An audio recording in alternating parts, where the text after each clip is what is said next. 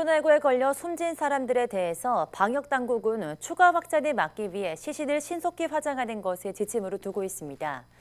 그런데 이 지침이 유족에게 상처를 줄 뿐 아니라 과학적 근거 없이 세금을 낭비하고 있다는 지적이 나왔습니다. 홍민기 기자가 취재했습니다. 40대 주부 김모 씨는 지난 4월 코로나19로 76살 어머니를 잃었습니다. 밀폐된 중환자실에서 손도 잡지 못한 채 모니터 너머로 어머니를 보내야 했습니다. 모니터로 보여주는 거예요. 그 방역복 이 부분 간호사가 들어가서 귀에다 대주고 마지막으로 할 말 있으면 하시라고 뭐 이러면. 사망 선고가 내려지자마자 담당 보건소는 방역당국 지침에 따라 장례를 치르기 전 먼저 시신을 화장하라고 권했습니다. 임종 한날 시신 수습과 화장, 장례까지 모두 치르면서 유족들은 큰 혼란을 겪었습니다. 하루아침에 돌아가신 거라 무슨 화장 뭐 이런 거는 생각도 못했고 이제 더구나 그분들이 그렇게 하라고 하니 그냥 그 과정대로만 한 거. 그게 되게 좀 한이 되죠. 뭔가 마무리를 못 해드린 것 같아서. 김 씨 어머니처럼 현행 감염병 예방법은 코로나19로 숨진 사람들의 시신을 화장만 할 수 있게 제한하고 있습니다. 방역당국은 또 장례 과정에서 감염을 막기 위해 시신을 신속하게 화장하는 것을 원칙으로 삼고 있습니다. 현재로서는 선화장 후 장례로 되어 있는 건 맞습니다. 법에 나와 있는 사항은 아니고요. 이건 이 지침에서만 행해지는 걸로.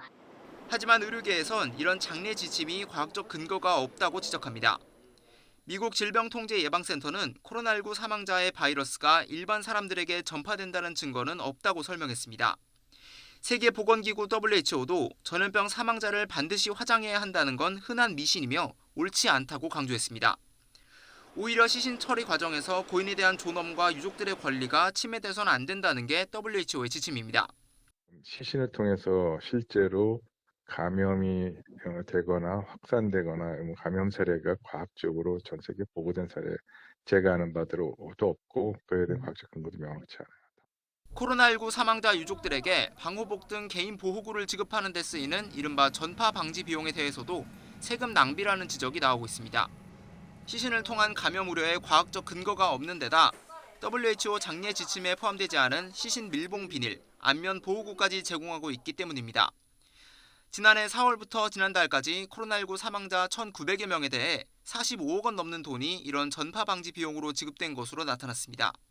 화장 권고라는 것이 WHO나 CDC에서도 권고하고 있는 것은 아니어서 여기에 대한 이제 전면 개정이 필요하다고 생각이 듭니다. 이에 대해 질병관리청은 코로나19 확산 초기 장례 과정에서 불필요한 접촉을 막기 위해 만든 지침이었다고 해명했습니다. 현재는 코로나에 대해서 어느 정도 많이 과학적인 지식이 알려져 있기 때문에 그런 감염 관리를 잘 하면서 정상적인 그런 장례를 할 수 있도록 지침을 보완 중에 있습니다. 방역당국은 장례 전문가들과 함께 시신 염습과 유족 참관 등 장례 절차 전반에 적용할 수칙을 개선해 발표할 예정입니다. YTN 홍민기입니다.